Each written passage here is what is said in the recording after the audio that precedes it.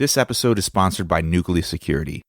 Nucleus is a security management and workflow tool that aggregates and correlates data from anywhere, making it actionable for the teams that need it, when they need it, fast. Know your risk with global, project, and asset level views that provide visibility across all teams and data streams. Make better decisions faster with dashboards, drill downs, and reports that are robust, shareable, and flexible. And save hours and dollars with workflows for automating repetitive, time-consuming tasks. You should check these guys out at nucleussec.com. That's nucleussec.com.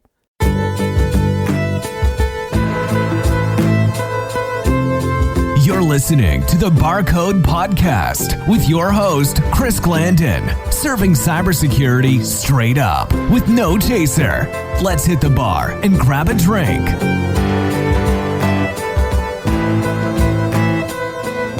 All right, hey, Chris, coming in on New Year's Day? That's what I call dedication. You know I had to come in.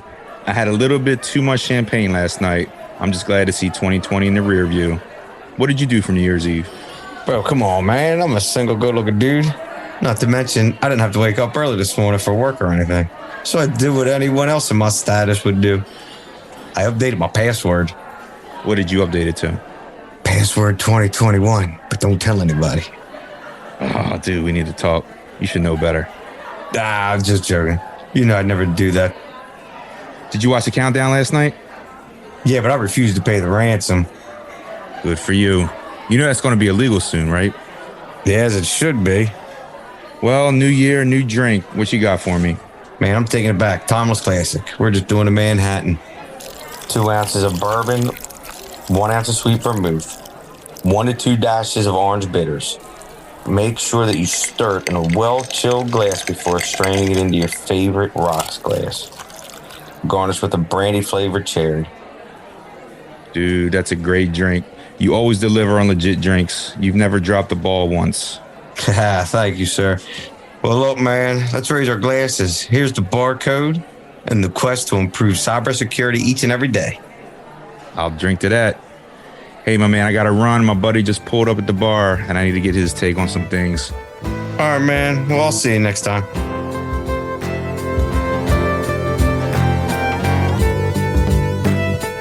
Today, I'm with Ron Gula, president of Gula Tech Adventures, or GTA, which is a firm focused on investing in companies and nonprofits that help close the gap in needed technology and workforce to defend the country in cyberspace.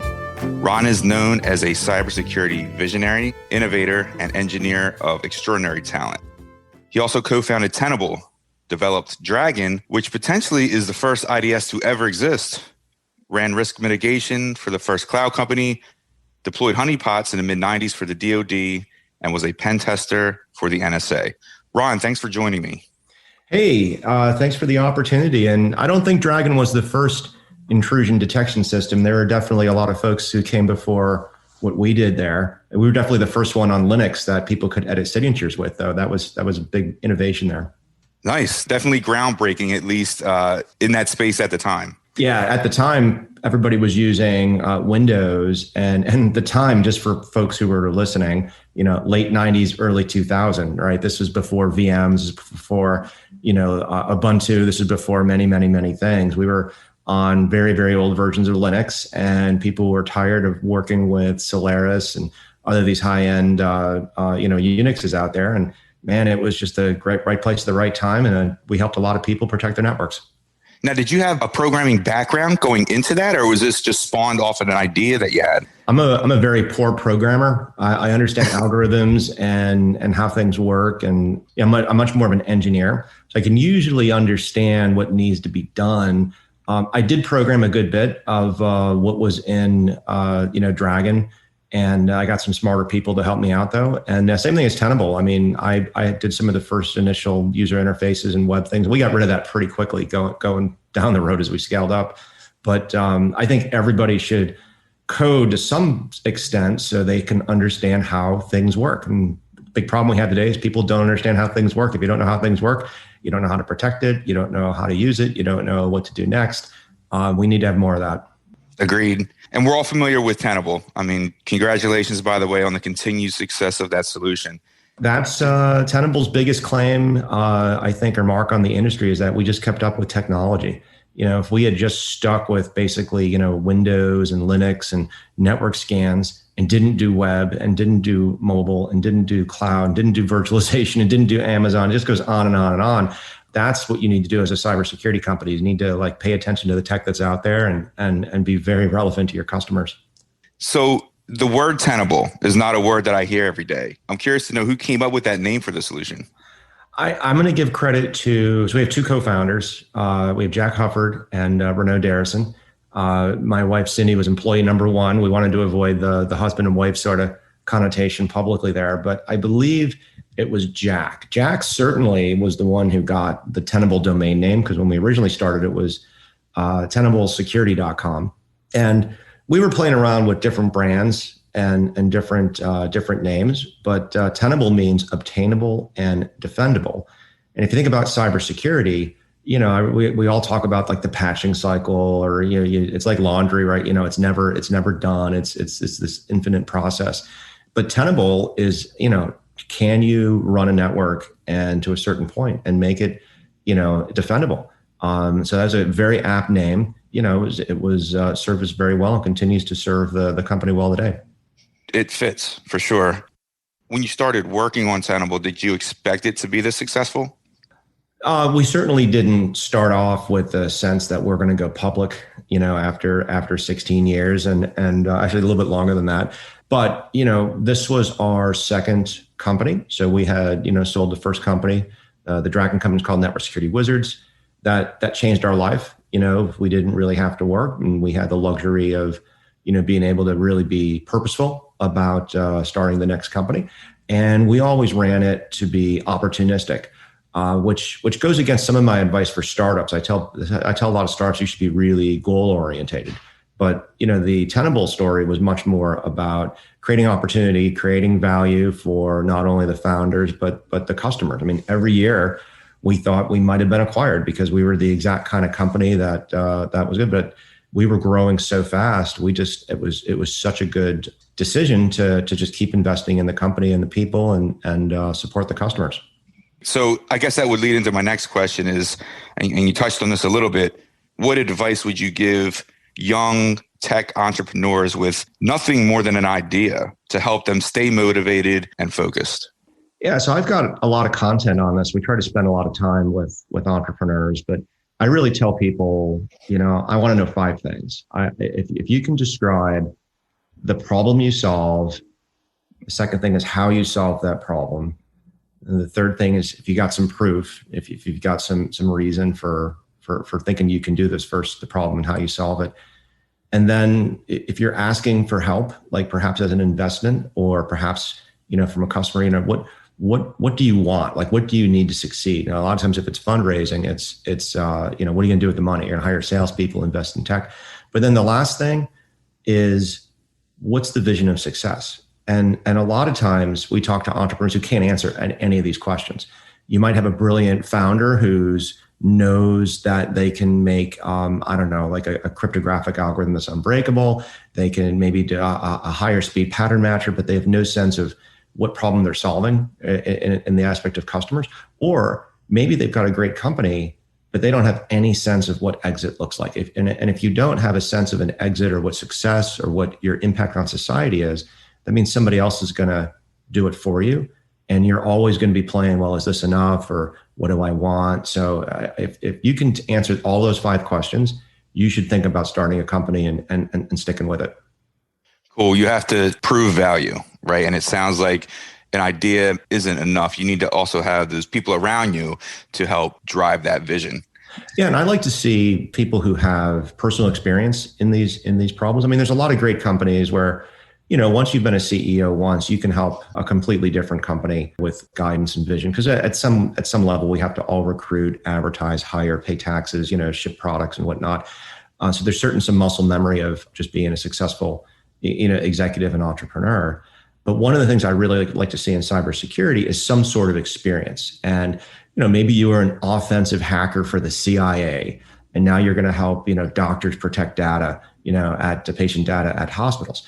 Maybe that's relevant, especially if you were hacking into hospitals, but maybe some of your experience is not relevant. If you're a consultant for PCI and you've been doing a lot of credit card, e-commerce work, that might have exposed you to something like, cloud architectures, with Amazon and Google and containers, and maybe it is relevant. So the point is, if you got a passion for something and you've got experience and you can see these problems firsthand, you're probably in a great place to come up with that next great idea.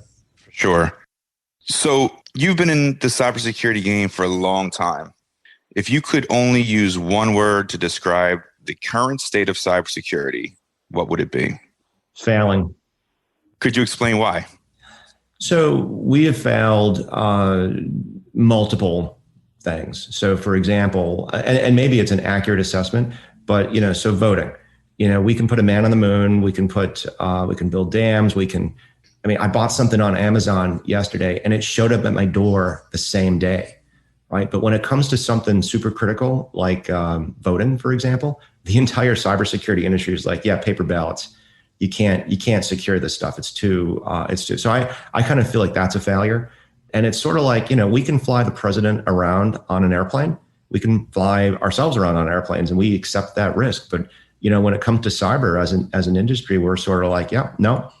And then you look at something like SolarWinds. We're recording this at the end of 2020, in December, and this is like the second week of the SolarWinds event.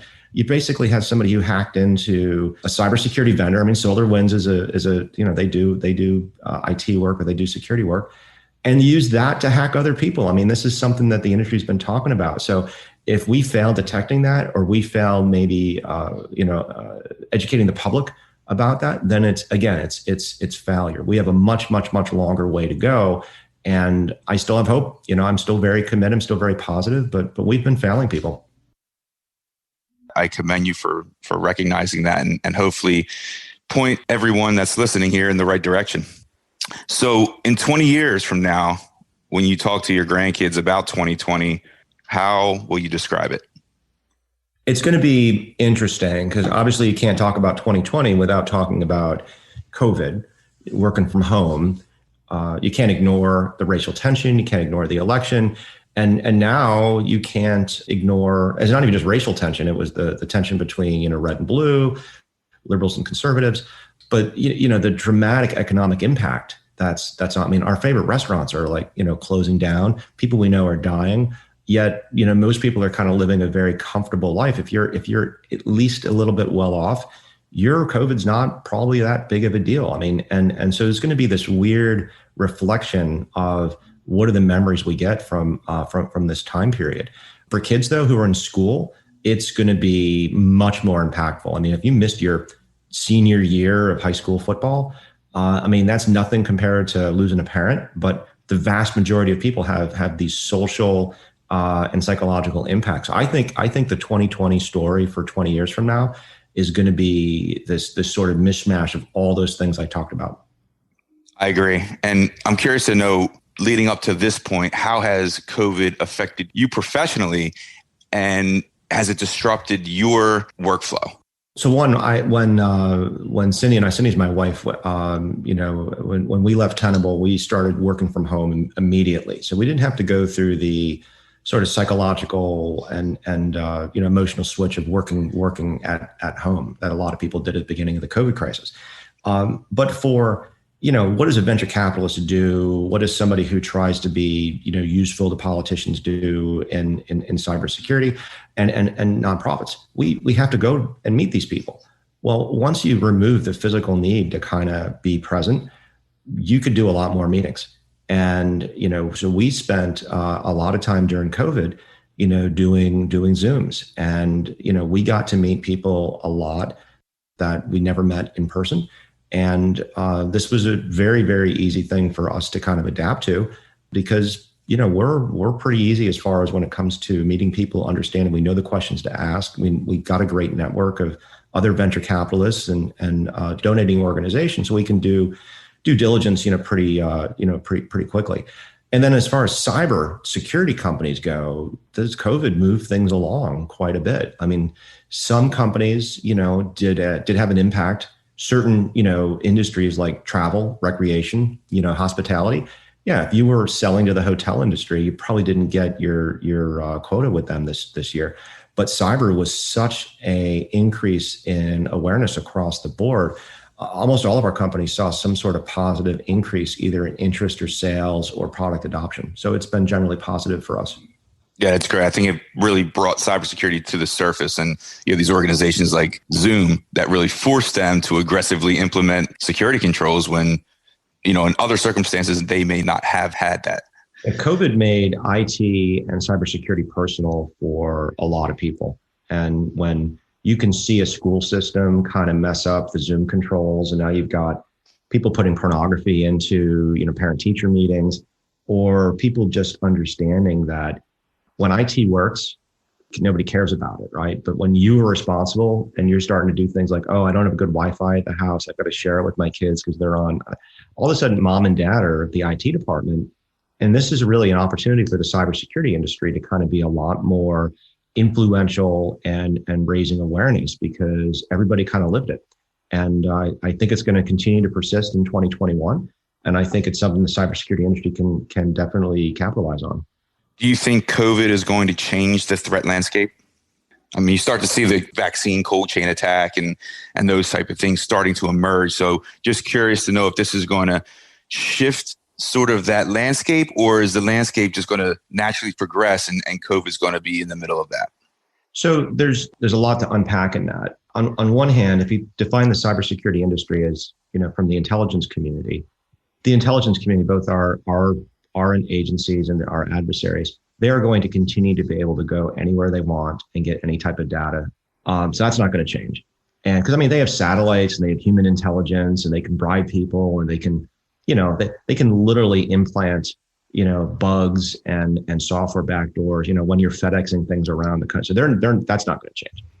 Enterprises, I do think we're going to have some changes there. There's this embarrassment of cybersecurity products and technologies, and you have a security operation team, red team, blue team. You have this embarrassment of riches, and yet we're still, missing things like the SolarWinds attacks, and still talking about how information sharing, would somehow solve that. The reality is we still need to step up our game in the enterprise. And then finally, outside of the enterprise, my mom and dad, my dentist office, my car dealer, they have no idea what the difference between hunting and hygiene is. And we need to change that. We need to make sure that people who are only putting a little bit of effort into cybersecurity know how easily that they can lose everything, be it from a nation state or be it from maybe their competitor across the street at the other car dealership. So I want all of that to change. And of course, socially, we need to get more people into the cybersecurity career field. We need to get more women, more African American, and if we don't do that, we're going to have a hard time, solving those other three areas I talked about. How do we accomplish translating the importance of that to the public? So one thing that we're trying to do there is work with this new concept called data care, and we're trying to steal some emotional cues from the healthcare industry. And basically, we've blogged about this at Gula Tech. We've done a lot of talks and keynotes on this, but basically, cybersecurity as a general rule has done a poor job attracting people, because we're pitching it that you have to be a brain surgeon to kind of go into the healthcare field. That's kind of how we pitch cybersecurity. But at the same time, cybersecurity, because we set up these experts and these technologies, the general public really sees it as cybersecurity is somebody else's problem. You ask anybody who's not in the business, hey, what do you do for cybersecurity? They're going to say, oh, we have an IT outsource firm, we have a firewall, we have antivirus. It's a thing. It's not a responsibility. So changing it to data care, and you say, well, how do you care for the data that you have? How do you protect the data that you have, whether it's personal data or data from a restaurant customers, or it instantly changes the conversation, and it makes people understand that there's some sort of social responsibility to doing this. So I really want to see the industry transformed into what I call the data care industry. And I think that will go a long way towards getting that social sort of awareness of just how bad things can be. That's a great approach. And you can't avoid seeing the headlines. You can't avoid seeing the news about breaches and how much companies are getting hit, even from a financial standpoint. And it's so similar to healthcare because, you can quit smoking, you can diet, you can exercise, you can sleep, and you can die of a heart attack the next day. There's no guarantees. And it's the same thing in cybersecurity, right? You can patch, you can do intrusion detection, have firewalls, have two-factor authentication, and the Russians could walk into your building, the next day virtually. So, a lot of people, they feel overwhelmed and they don't know what to do. And data care is a way to kind of ease into that. And I think it's much more of a societal impact concept than the specific thing. Because nobody in cyber is going to tell you that, look, if you follow the NIST cybersecurity framework and you set up MITRE ATT&CK, yeah, you can still be hacked. But that's the reality. And it's the same thing, right? You can wear a mask, you can get a vaccine, and you can still catch a major disease, even though you're doing the safeguards. It's a numbers game. Absolutely. Is there a reason that you can think of why cyber attackers always seem to be one step ahead of the defenders? So the reason that cyber attackers are always one step ahead of the attackers is they have time. They have time to plan and do the attack. So if you're well resourced and you want to break into, I really don't want to jinx anybody. Let's say you want to break into a large CRM provider or change the way. Let's say you're Korea and North Korea and you want to change the way Netflix is distributing a movie you don't want, or something like that. It's just math and engineering and time and reconnaissance to figure out where you want to go and what you want to do. So in many ways, it's just a reality that, look, if your job is to do this, you need to understand who your threat actors are and what capabilities they have, and realize that they could be coming for you. And it's a mindset shift that folks are going through. What do you see as cybersecurity's number one myth? Oh, so cybersecurity's number one myth. All right. So my number one myth is that you can actually measure cybersecurity. That somehow you can quantify and put a number on it. And models are useful. Don't get me wrong. I think it's great to have models, but when somebody says this is my model to measure all cyber risk, it becomes flawed very, very quickly. It's like measuring religion. I think everybody's personal relationship with God, with religion, if you try to quantify that and measure it, it's very similar to what we do in cybersecurity. And there's so much bias and assumptions that goes into producing that risk. Now, I'm not saying it's wrong to count vulnerabilities and put them into a score so I can, maybe relatively measure organizations, but to then somehow say that this one organization is more secure than another in the face of what? Nation states? What about, UFOs with, quantum computers that can, do photon interference and read from my CPU, right? So it's everybody says that's kind of crazy talk, but the reality is these attacks that we're looking at are like science fiction. They are definitely coming down that pipe. So, so I think that's the biggest myth. I understand you think it's really hard to quantify cybersecurity risk, but if you had to choose a framework, what would you suggest? So I've blogged about this a good bit. I want two things. I want hygiene and hunting. And if your hygiene is, the NIST cybersecurity framework, the payment card industry framework, if you're a DoD person, you know how the DoD does it, God bless you. I think that's great. But if you are going to rely on, patching alone and access controls and zero trust alone, you're going to fail because people who want your data are going to come up. So you have to hunt. You have to be on the prowl for, not only insiders, but people who've compromised those machines and are poking around. And you have to hunt. So there's great frameworks out there in both in the hunting area as well. Of course, you saw the Lockheed Martin attack chain, which didn't really turn. It's not that, but it was the precursor of what the popularity is for MITRE ATT&CK. Those things are great too. But it's this mental commitment that organizations need to have. They need to have some balance of hunting and hygiene. And that's a personal decision. It really is based on your risk, based on your budget, based on what you're trying to protect. And you need to kind of figure that out. And, when I say hygiene, maybe your hygiene is you have a separate air-gapped network. And I think that's kind of where a lot of organizations are heading, because they're realizing that, defense is hard and hunting's hard. If you can really lock stuff down, hunting's pretty easy. So if you have an air-gapped network and you have really, really good boundary controls over those things, that's a lot easier to kind of inspect and look at versus letting every computer on the internet or on the network, go directly to the internet. So that's what I want to see. And I'm not going to say NIST is better than PCI or other standards, because it's all about how it's implemented and what you're trying to protect.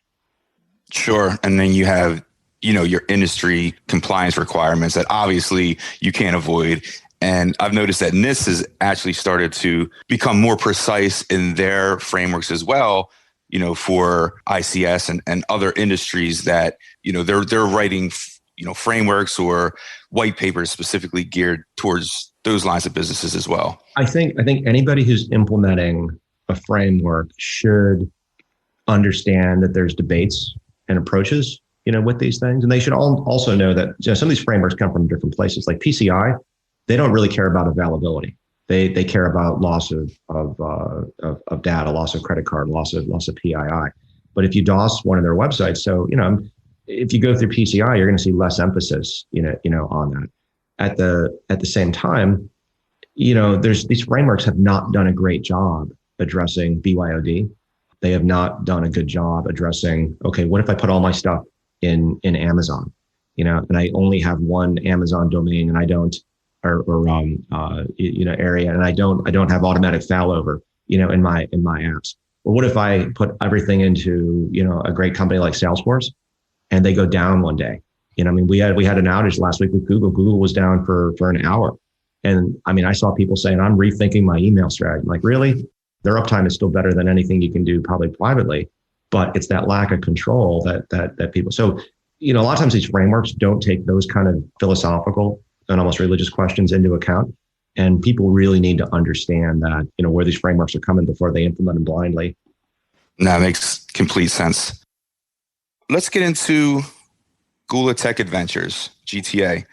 Would you mind just giving us a high level understanding of how GTA came about and the inception of GTA? Absolutely. So Gula Tech Adventures was named by my wife, Cindy. We knew we wanted to establish ourselves as venture capitalists, but also not just do venture capital. So we launched a foundation about a month ago. That's called the Gula Tech Foundation.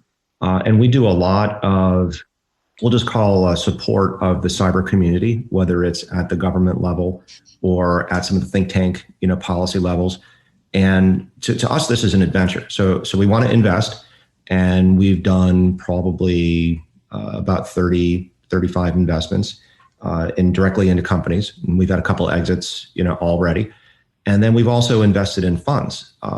We've done about 7 investments directly into cybersecurity funds. So all of that, we were actually kind of calling ourselves cyber industrialists for a while, because we kind of do carry a lot of different impact in different areas, whether it's nonprofit, government, or investing. But this has just been, we're calling it an adventure. And, if people want to contact us for travel tips, sometimes we get that joke. But for the most part, we think this is an adventure, and we're certainly not done with our cybersecurity adventure. And we think almost anybody in the industry, they've been on an adventure, whether they're starting a company or starting a career, or, just trying to, maybe they're a victim, with their own adventure. So we're very happy to name it that, and happy to get into a little bit more of either the companies or some of the nonprofits that we're working with. Yeah, that's fantastic. The first competitive grant program starts January 1st. Could you talk about what it focuses on? I think one of the biggest lessons I learned from Tenable is, and just doing companies in general, is being very purposeful about messaging and what you're doing. So we have been doing investments in nonprofits, grants, donations, whatever you want to call it. And we saw a big need for probably about 15, 20 different areas, whether it could be, getting more minorities into cybersecurity, getting better policy, enhancing public awareness. And we said, well, we don't want to focus on just one. So at the same time, we wanted to be able to focus on things and have a meaningful impact, and then kind of move on to something else. So we came up with the Gula Tech Foundation. The idea is to do a competitive grant process a few times a year on very specific topics. So the first one we're doing is a competitive grant program. It's actually January 4th, which is the first Monday of 2021. We've got a application form where the focus is going to be on any cybersecurity nonprofit that increases engagement for the African American community. So this could be, research programs trying to figure out, why there aren't more African American chief information security officers. Why aren't Black kids in K through 12? Why aren't they going into the IT or it could also be professional engagement. It could be grants for scholarships, specifically for African Americans. We've been in contact with a lot of different organizations. We're going to be awarding 3 grants, $500,000, $300,000, and $200,000. And our grant advisory board is not only going to help us pick the winners, but when we move on to the next topic, they're going to be very influential in picking those things. That's awesome. We're hoping that we can be very impactful with and purposeful, because we kind of feel, at least for this first topic, we really feel like just saying, hey, look, I've got an open job and I really want to have an African-American, female report. That just doesn't get it done. You have to go and be very purposeful to Black colleges, to different types of professional society focused on African-Americans in cyber and IT. So if you're not purposeful, a lot of times these connections aren't really there. And that's why we're being so direct about this topic and what we want to do. Are you able to disclose any future themes your grants may focus on? We care very much about diversity. I don't think we're going to do another diversity themed one this year. We want to get into some other aspects of cybersecurity, such as technology, such as perhaps privacy. There's a lot of open source technology people use, and those things need funding.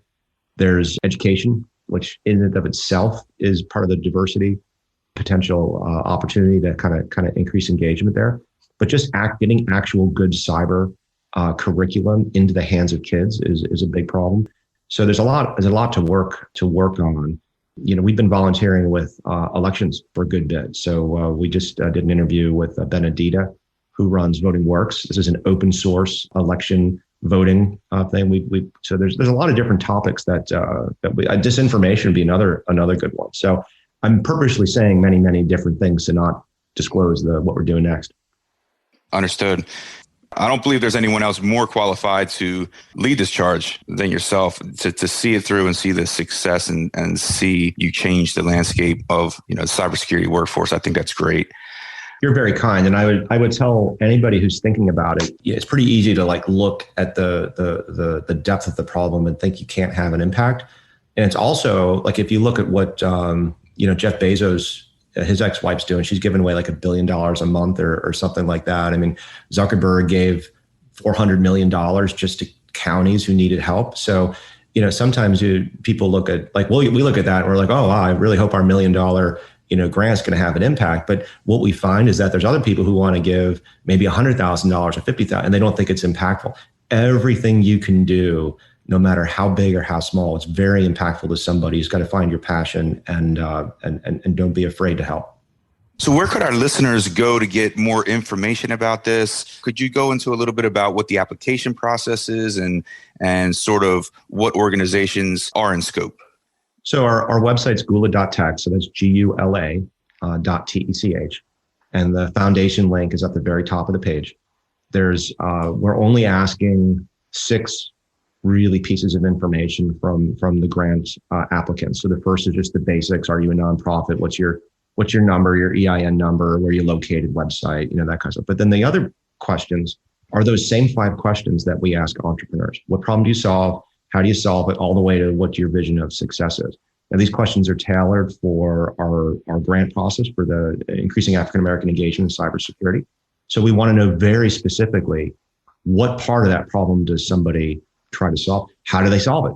If they are, giving grants to or scholarships to, let's just say, African-American women. We've seen some programs like that. How many have you given? What's the result of that? What kind of impact does it have? Whereas other, things are a little bit more either professional societies or academic research in this area. We want those questions answered. And then our grant advisory board, which is about 30 folks, they are going to look at the answers, and we're going to pick, the top 3 folks. So the grant form, we tried really hard to make this easy. The questions themselves are limited to 1,500 words. We're not trying to create a lot of work for people. We're trying to create a lot of opportunity for them to apply. We're using, an automated system on the back end, Wufoo, which is a very common, application for collecting forms and surveys. And that form goes live January 4th. I'm looking forward to seeing this roll out and seeing the program develop. I'm very excited about it. So I'm going to switch gears here just for a moment. You're based in Columbia, Maryland. Is that correct? That is correct. The center of the cybersecurity universe. A lot of people think it's in Silicon Valley, but it's actually in Columbia, Maryland. I'm curious to know if someone were to come in from outside of the area, maybe to a conference or to visit a client, would you be able to recommend a good bar in your area? What comes to mind? Maryland has got a lot of really, really good places to go. So you've got Baltimore, and you can't talk about, Maryland without being, realizing that DC is right there. It's not technically in Maryland. And you've got Annapolis. And there's a lot of really, really good, craft breweries around here. There's also been a lot of distilleries. So there's a couple good. So just north of Columbia in Sykesville is the Sykesville distillery. They have something called Bigfoot Bourbon, which is pretty good. Down towards southern Maryland, there's a tobacco farm distillery where they make some bourbons and some rums as well. And then also, if you're just kind of doing the tourist thing, Guinness actually has a brewery right here in Maryland, just on the southwest side of Baltimore. You can get their blonde ale. It's the only Guinness kind of pub here in the States where they make it. And then if you're actually in Columbia, which was your question, Victoria's Gastro Pub has just a great selection of craft bourbons and beer in the area. So hopefully people would enjoy any of those things. Yeah, I definitely recommend that Guinness brewery. I've been there several times and it's phenomenal. So when you visit a bar or you go to a brewery, what's your poison? What's your favorite drink at the moment? Oh, I like, all sorts of different things that go with cigars. So, whiskeys, bourbons, and I don't drink just one thing. I like to have everything's in moderation. I like variety. So, I'll get a lot of the different, if I'm going to a bar and it's fancy drink time, I get like an old fashioned. Okay. Get something like that. I kind of like if you're going to go to a bar and kind of do it up, and they're going to smoke it for you, and maybe put some, some rosemary, in the drink, that kind of stuff. I do enjoy that. And, but I'm usually, if we're going to do bourbons and whiskeys and talk cybersecurity, we're probably going to be getting a cigar in there as well. Yeah. I'm in line with you. That's sort of my go-to is bourbon. The Bigfoot bourbon, I got to check that out now because, Bigfoot bourbon, it sounds like it's hard to find, right? And you just gave me the secret on where to find Bigfoot. So yeah, and it's blurry, when you get the bottle. So that's the same Sykesville distillery does a limoncello, and so that's like lemon infused vodka, and you put a little splash of that in your bourbon, you get it's almost like a craft drink at that point. From the risk management perspective, could you name the biggest vulnerability you tend to notice in bars? Wi-Fi. I can still remember I had an uncle. We were at a bar and he had like McAfee mobile protection on his phone. And he's like, oh, it's saying I shouldn't connect to this Wi-Fi because it's not secured. And I kind of told him, it's like, well, if it was secured, how do you know that the guy behind it, isn't recording everything anyway? And it was just kind of a telling kind of moment. But, Wi-Fi is a big deal. Everybody kind of trusts, what they see. And I just think it's really tough for the general public to be an ISP because that's really what you're doing. And so that Wi-Fi is a big attack vector for other people to, look at your data and your phone. Same thing, Bluetooth. A lot of times I think people don't realize how easily you can, get information on somebody else just by doing the Bluetooth, sniffing.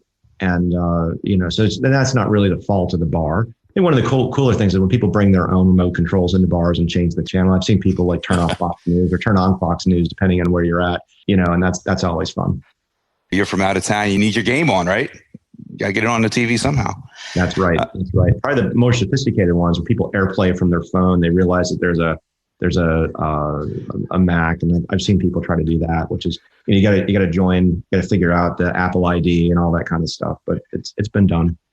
Thinking like an attacker, if you want, easy targets, that may, I'm not, a proponent for this in any way, but you know what I mean? Bar security point of view, I think a lot of them have cameras, but then the question is, what's the state of the art on those cameras? Is somebody watching that 24/7? Is it an AI who's going to, flag something and then a human's going to look at it? What's the deterrent there? I do, for people who are concerned about, being videoed, you're going to get a lot of that in these bars. I just heard it's last call here, so I have one more question for you. If you opened a cybersecurity themed bar, what would the name be, and what would your signature drink be called? Holy cow! If I was going to open a cybersecurity, that's a great question. If I was going to open a cybersecurity themed bar, I would probably have to go with some sort of binary hex double meaning in the name. So, sometimes with hex codes, you call things Fox, for FF, that kind of thing. So I'd probably call it 0x Fox 01, just something that people call it Fox, and maybe Cyber Fox, but try to get some of that out there. I would probably then do a drink. I would probably call, I would have to probably use products from our past. So I'd probably have a Dragon drink, a Nessus drink, and maybe like a Tenable drink. They'd all be bourbon based. They'd all be, have different levels of stuff, but probably maybe like a Manhattan or even like a Negroni. Those are some of the drinks I've been making lately. So that's what's coming to mind. That sounds like my type of bar. And please build it in Columbia or close to me, because I feel like I'll be a regular there. It's got to get a better name. No, I like it. It's very niche, and you know who's walking in. Could you explain to us really quick? You mentioned the Gula Tech website, but is there any other website or link you can direct us to? And also, what is your online footprint? How can our listeners keep in tune with what you're doing? So we put everything at gula.tech. So we have a blog, we have a podcast, we talk about all of our companies. We recently just, for example, had White Ops had an acquisition by Goldman Sachs and a couple other ventures. That's all that information's up there. I'm pretty active on LinkedIn. I will post stuff to Facebook and Twitter. Twitter, I find a little bit harder to have a conversation, so I try to just kind of either support our companies who are on there a lot and whatnot. But I'm Ron Gula on Twitter, Ron Gula at LinkedIn, and the website again is gula.tech, gula.tech. Excellent. Thanks again, Ron. It was great speaking with you. Thank you very much for the opportunity, and I look forward to having a glass of Dragon bourbon with you at some point. I'll be there.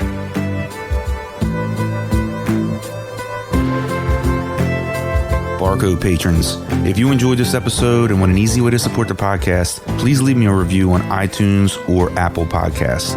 If you're not on a Mac or iPhone, just visit thebarcodepodcast.com/reviews. I appreciate all the support. Cheers. Unfortunately, it's time to shut the bar down for this episode. Thanks for stopping in. See you next time. We'll save you a seat. Be sure to check us out at thebarcodepodcast.com.